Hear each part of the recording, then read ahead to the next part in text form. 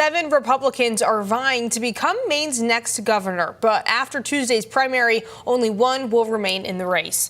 News Center Maine's Drew Peters joins us now from the newsroom after following several of the candidates on the campaign trail during this final weekend push. Hi, Drew.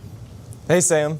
Today, Republican gubernatorial candidates Jonathan Bush and Ben Midgley were out on the campaign trail, shaking hands and making their case to voters. Meanwhile, other Republicans have been traveling across the state this last week leading up to the primary.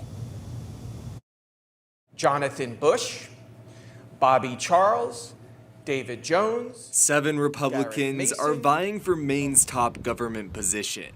And as we get down to the wire, many are giving their final pitch to voters. An outsider who's a job creator in this dead economy is the most important thing you can vote for right now in Maine. CEO Jonathan Bush shaking hands with Maine voters at the Sockopee House of Pizza in Cornish and sharing the kinds of changes he says he's looking to make in Augusta.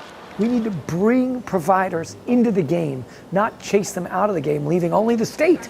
A message that's resonating with Bert and Kim Smith, who say Maine's growing cost of living has made it impossible for them to retire. He works at 70-something years old, you know.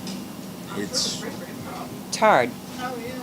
And I think he's trying to help people like us. Voters in Windham also sharing their concerns with Republican candidate Ben Midgley over ice cream. Spending is a huge problem. We've increased our budget exponentially.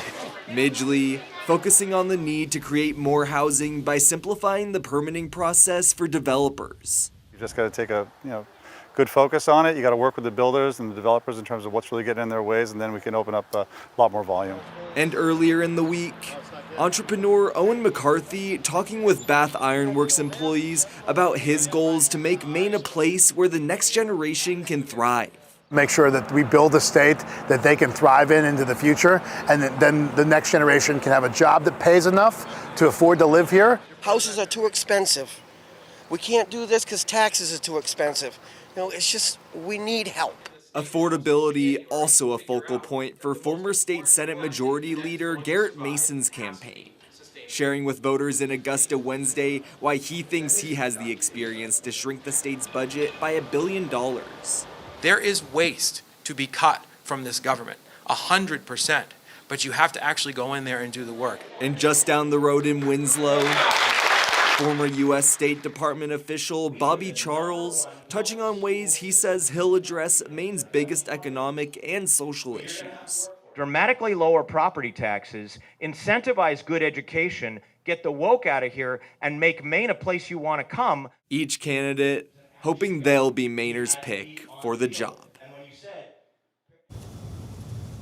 If you'd like to get informed heading into this primary election on Tuesday, we have a voter guide on our website where you can find each candidate profile and much more. You can also learn more about how ranked choice voting works before you head over to the polls. In the newsroom, Drew Peters, News Center, Maine.